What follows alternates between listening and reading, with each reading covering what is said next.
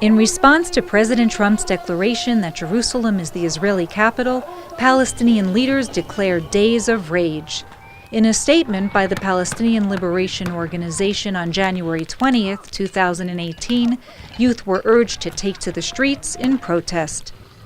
We invite our nation's sons in the national working political parties to increase and expand the popular resistance and turn the lives of settlers into hell.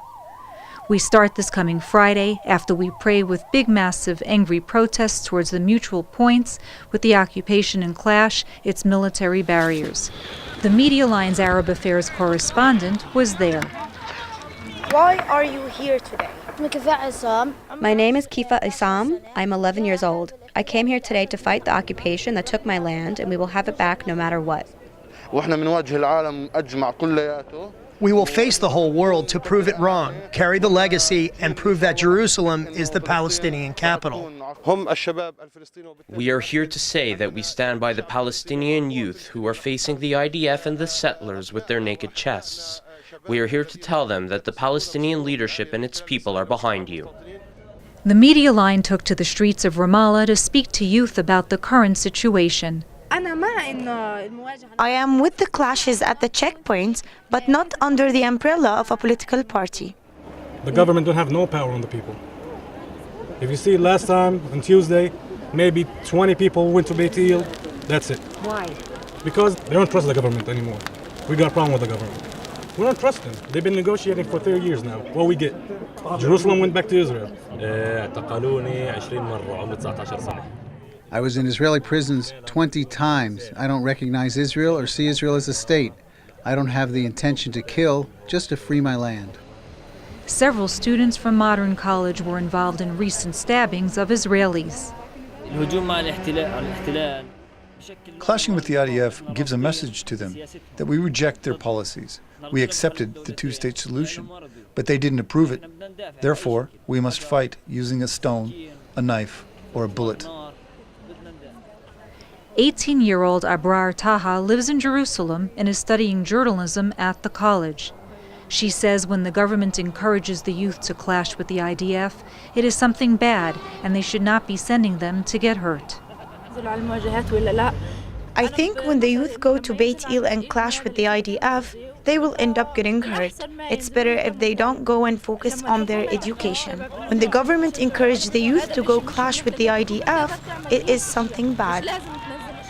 In 2014, Nadim Nawara was killed when he attended a protest in Bitunia. And today, youth are being asked by the Palestinian Authority to go to the streets, to clash with the Israel Defense Forces.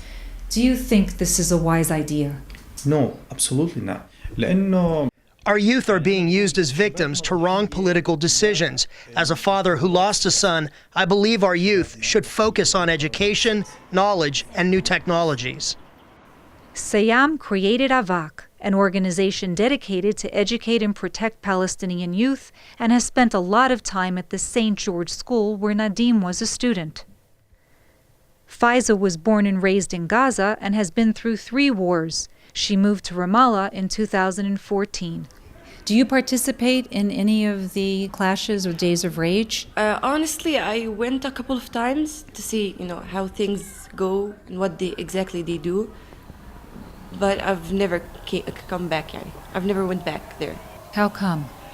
Because I think if I want to resist, there's more other ways I can do it through my education, the places I want to be, where I want to be in the future. There's no peace. You need to fight. This is your land, and you're not giving up on something.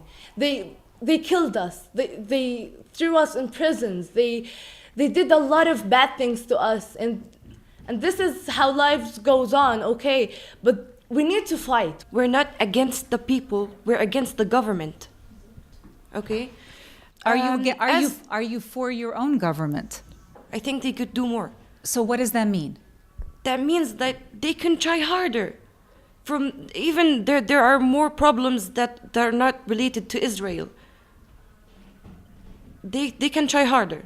When you say peaceful march, and I've seen the clashes where rocks are thrown, things are thrown, they're not little rocks, they're big rocks. There's an attempt to instigate the IDF the Israel Defense Forces into clashes, how would you say that's peaceful? It's not like people are just walking and singing and chanting. That's not peaceful, is that?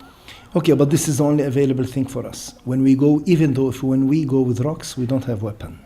But we are facing soldiers that they have tanks, they have helicopters, they have all kinds of very complicated weapon. The only available thing in our hands is only a stone, and the stone will never harm. If the president was young, then the government would understand the youth and their requirements and help them have an active role in the country. Do you think there'll ever be peace with Israelis? Honestly, no. I don't think there'll ever be peace. I mean, maybe between the people, but the governments will always be against each other.